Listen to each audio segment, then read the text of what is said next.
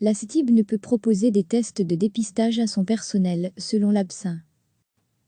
La CETIB ne peut pas proposer de tests de dépistage du Covid-19 à ses collaborateurs, car c'est illégal.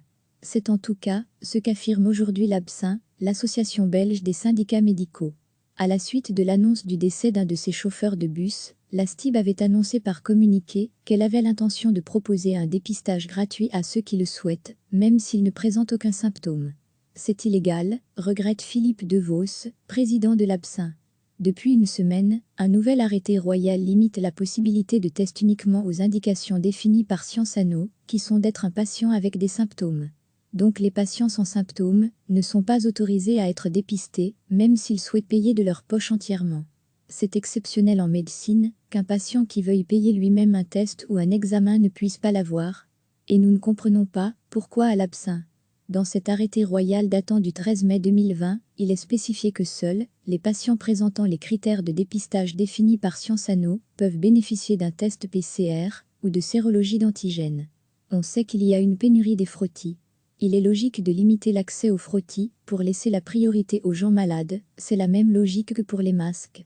Par contre, les tests sérologiques, il y en a des centaines de millions disponibles, il n'y a aucune raison de limiter ces tests, si ce n'est une raison politique, conclut Philippe Devos. La CETIB ne peut pas proposer de tests de dépistage du Covid-19 à ses collaborateurs, car c'est illégal. C'est en tout cas ce qu'affirme aujourd'hui l'ABSIN, l'association belge des syndicats médicaux. À la suite de l'annonce du décès d'un de ses chauffeurs de bus, la CETIB avait annoncé par communiqué qu'elle avait l'intention de proposer un dépistage gratuit à ceux qui le souhaitent, même s'ils ne présentent aucun symptôme. C'est illégal, regrette Philippe Devos, président de l'ABSIN. Depuis une semaine, un nouvel arrêté royal limite la possibilité de test uniquement aux indications définies par Sciences Anno, qui sont d'être un patient avec des symptômes. Donc les patients sans symptômes ne sont pas autorisés à être dépistés, même s'ils souhaitent payer de leur poche entièrement.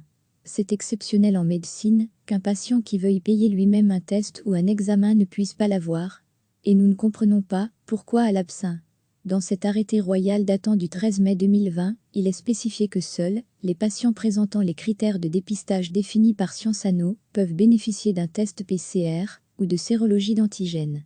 On sait qu'il y a une pénurie des frottis. Il est logique de limiter l'accès aux frottis pour laisser la priorité aux gens malades, c'est la même logique que pour les masques.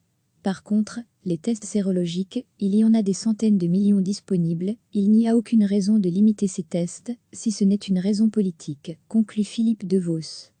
Cliquez sur s'abonner pour recevoir les dernières nouvelles.